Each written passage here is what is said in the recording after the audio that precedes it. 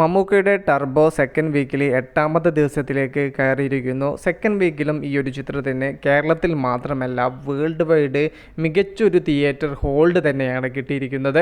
ചിത്രത്തിൻ്റെ overseas collection ഇന്നലത്തെ അപേക്ഷിച്ച് ഇന്ന് കുത്തനെ കൂടാൻ വേണ്ടി പോവുകയാണ്. കാരണം GCC കൺട്രീസിൽ വ്യാഴം വെള്ളി ദിവസങ്ങളിലാണല്ലോ സിനിമകൾക്ക് കൂടുതൽ കളക്ഷൻ വരാറ്. അതുകൊണ്ട് തന്നെ ആ ഒരു ദിവസത്തിലേക്ക് എത്തപ്പെട്ടതിനാൽ സിനിമയുടെ കളക്ഷനിലും വലിയ വർധനവ് തന്നെയാണ് ഇന്നും നാളെയും പ്രതീക്ഷിക്കുന്നത്. പലർക്കും ഉണ്ടായിരുന്നു ടർബോ എന്ന ചിത്രം ബോക്സ് ഓഫീസിൽ പരാജയപ്പെടണമെന്ന്. മികച്ചൊരു എൻ്റർടൈനർ സിനിമയായിരുന്നു ടർബോ. എന്നാൽ അതിനെ കൂട്ടത്തോടെയുള്ള അറ്റാക്കിങ്ങിലൂടെ ഒരു ക്ലീശേ സ്വഭാവമുള്ള സിനിമയാണെന്ന് വരുത്തി തീർക്കാനുള്ള കഠിന ശ്രമങ്ങളാണ് സോഷ്യൽ മീഡിയയിൽ കഴിഞ്ഞ കുറച്ച് ദിവസങ്ങളായി നമ്മൾ കണ്ടത്.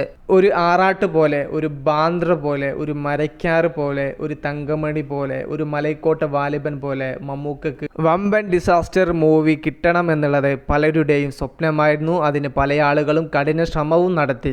എന്നാൽ സിനിമ കണ്ട പ്രേക്ഷകർക്ക് യാതൊരുവിധ കുഴപ്പവും തോന്നില്ല. കണ്ടവർക്ക് കേട്ടോ, കാണാത്തവരാണ് ഇങ്ങനെ അവിടെ നിന്നും ഇവിടെ നിന്നൊക്കെ ആയിട്ട് ഇങ്ങനെ പുകഞ്ഞുകൊണ്ടിരുന്നത്. എത്രയൊക്കെ കൂവി തോൽപ്പിക്കാൻ ശ്രമിച്ചാലും മികച്ച എൻ്റർടൈനർ സിനിമകളാണ് മലയാളികൾക്ക് കൊടുക്കുന്നതെങ്കിൽ കൂട്ടത്തോട്ട് അവർ തിയേറ്ററിലേക്ക് എത്തും. അത്തരത്തിലുള്ള ഗംഭീര വിജയം തന്നെയാണ് പ്രേക്ഷകർ ടർബോക്ക് സമ്മാനിച്ചത്.